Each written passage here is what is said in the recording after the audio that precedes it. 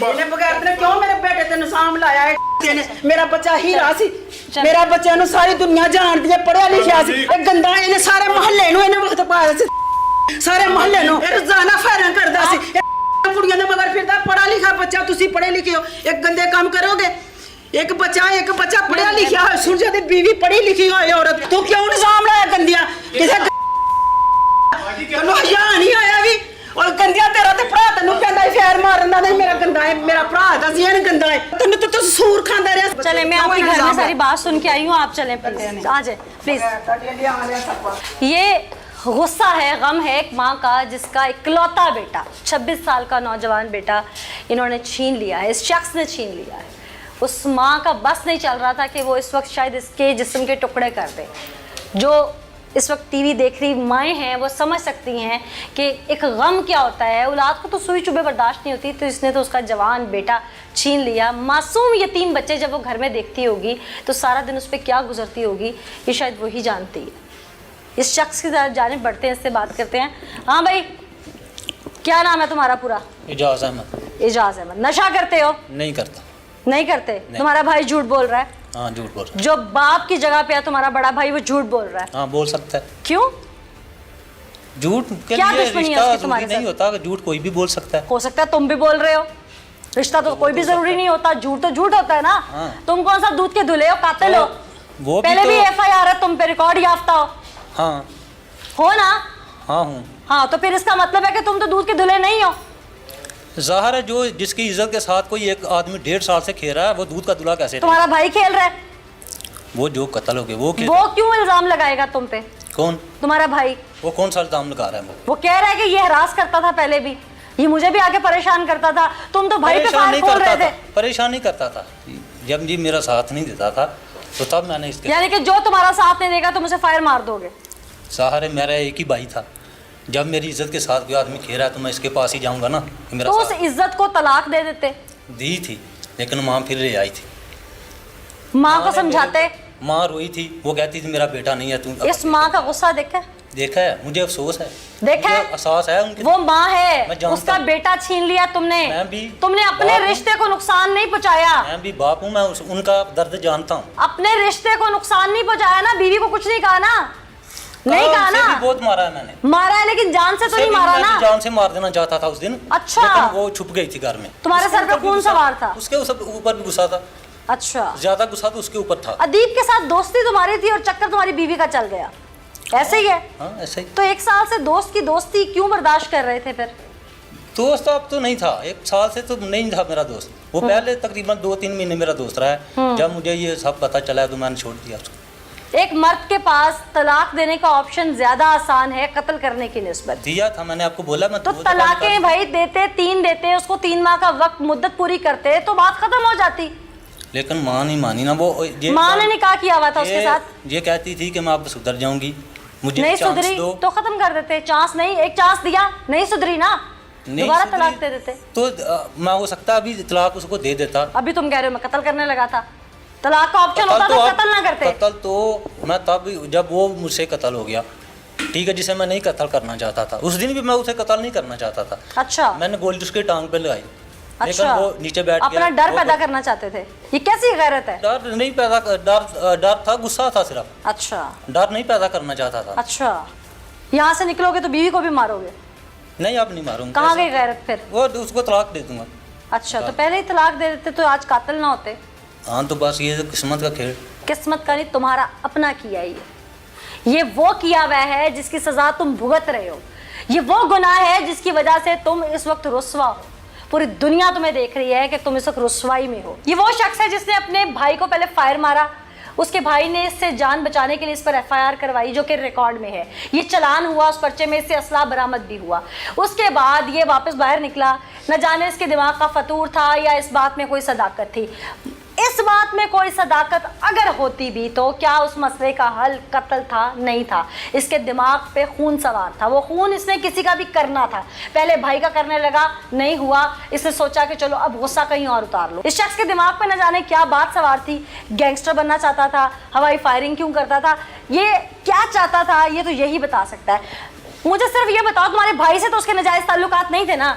किसके साथ? तुम्हारी बीवी के साथ नहीं थे ना? भाई के तो नहीं था। वहां तो गैरत का मामला नहीं था ना? नहीं था। तो फिर भाई के ऊपर तुमने जो फायर खोला, इसका मतलब है तुम्हारा दिमाग जो है ना उस पर खून सवार रहता है। हो सकता है मैंने इसको लगा तो नहीं ना, वो लग जाता तो? नहीं लग कैसे लग सकता? बड़े निशाने पक्के हैं तुम्हारे हैं। मैंने वो भाई फायर किया था। अच्छा हाँ, तुम्हारा भाई तो कह रहा है मेरे करीब से गुजर के लग गया था सिर्फ दीवार यही में। मसला नहीं था, और भी हम एक और भी मसला था कि मैं घर बेच के जाना चाहता था गांव से। असल ये वजह थी। हाँ, ये भी वजह थी। असल ये तो वजह थी। ये बोलता था इधर से नहीं जाओ।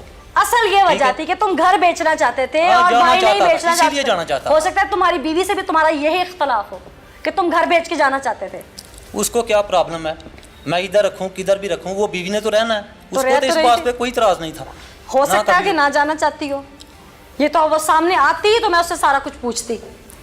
उसको इस तुम्हारा बात पे- भाई तुम्हारा खिलाफ, मैं अहले इलाका सिर्फ तुम्हारे इसलिए खिलाफ। जाना चाहता था कि इधर जब कोई कुछ अच्छा नहीं था मेरे लिए, इसके रिलेशन भी थे, ठीक है, इसलिए मैं इधर से जाना चाहता था कि अमन हो जाए, मैं अपने बच्चे लेके एक साइड पे चला जाऊं। अच्छा तो ऐसा नहीं हुआ। तुमने मुझे ऑफ कैमरा जो सारा मामला सुनाया ना वो भी मैं तुमसे सुनती हूँ, लेकिन पुलिस ने इंटरोगेट क्या किया है हम वो भी अपने नाज़रीन के आगे रखते हैं। बिलाल साहब, इंटरोगेशन की होगी आप लोगों ने सारे मामले की। कातिल कुछ कहानी सुनाता है, मुदई हमें कुछ और रो के बताते हैं, सच क्या है वो आप बता दीजिए। जी बिस्मिल्लाहिर्रहमानिर्रहीम। ये जो मकतूल जो है वो उसका वाकई इसकी बीवी के साथ ताल्लुक़ था। वो मोबाइल डाटा और जो मोबाइल इसके पास था उसका हमने स्क्रीनशॉट सारे इसने दिखाए हैं, वो रिकॉर्डिंग भी सुनी है, ठीक है। लेकिन ये बात साबित होती है कि जो मकतूल है उसका इसकी बीवी के साथ रिलेशन था। मोहल्ला में भी ये बात पाई जाती है कि इनका एक दो दफ़ा पहले भी झगड़ा हो चुका है। तो जो ड्रग्स एडिक्शन की बात है, जो इसका बड़ा भाई बता रहा है कातिल का कि ये ड्रग्स पीता था और ये आपस में मकतूल भी साथ बैठ के पीते थे, क्या ये कोई सच्चाई निकली? नहीं मैडम, इसमें कोई सच्चाई नहीं है, ठीक है। वो सिर्फ अपने आप को उस मुकदमे से डिस्चार्ज होने के लिए उन पर इल्ज़ाम लगा रहा है। ना तो मकतूल नशा करता था कोई, ना ये कातिल को नशा करता है। तो अहले मोहल्ला तो कहते हैं कि ये जो कातिल है इस पे पहले भी FIRs मौजूद हैं। जी एक FIR इस पे है हवाई फायरिंग की, उसमें हमने इसे गिरफ्तार किया था और इसे असला बरामद करके इसे जेल भिजवा दिया। यानी कि असला नाजायज़ रखने का आदी है ये? नहीं आदि तो नहीं है, लेकिन इसका जो था मामला ऑलरेडी 1-1.5 साल से चल रहा था। इसने अपने भाई को बोला हेल्प करो मेरी, उसका भाई इस मामले उसकी हेल्प नहीं था कर रहा। फिर इसने किसी दोस्त से असला लिया, ठीक है, इसने हवाई फायरिंग की है, हमने इसको गिरफ्तार करके असला बरामद करके जेल भिजवा दिया। ठीक, अभी इसकी जेल में गिरफ्तार करने के बाद कोई ऐसी चीज़ जो आपको इंटेरोगेशन में सामने आई जो इसने कुछ उगली हो मुंह से कि ये प्लानिंग इसकी कब से चल रही थी, इसकी प्लानिंग या कोई मास्टरमाइंड साथ जो इसके हो?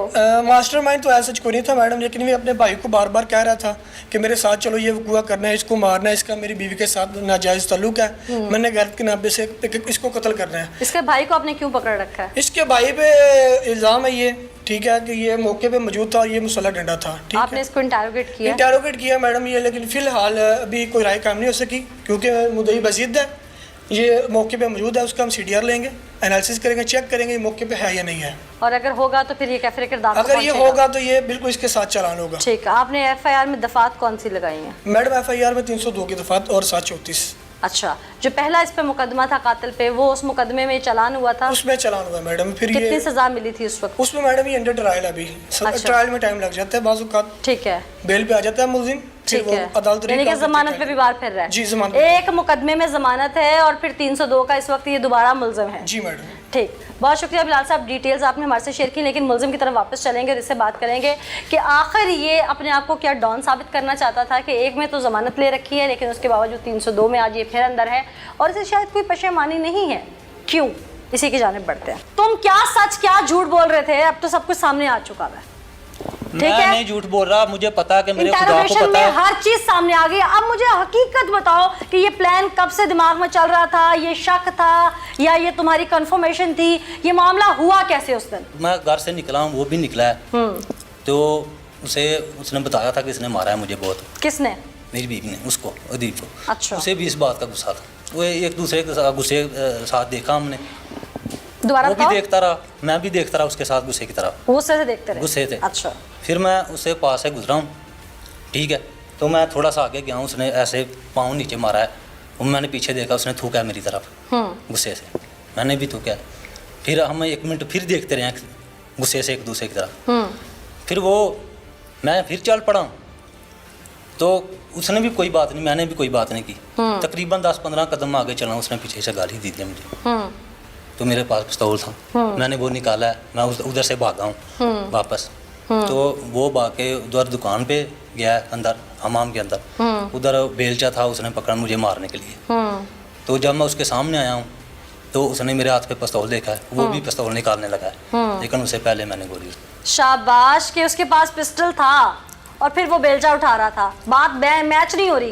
एक बंदे के पास वेपन हो तो वो बेलचा क्यों उठाएगा? आप मेरी बात नहीं समझी। उसे नहीं पता था कि ये मुझे फायर मारने वाला है, उसे पता था कि ऐसे हाथों से लड़ना है हमने। हाँ। तो इसलिए उसने उठाया था। जब उसने देखा कि इसके पास पिस्तौल है तो उसने फेंको, वो पिस्तौल निकालने लगा था जल्दी से, तो उधर से लाइट चली गई।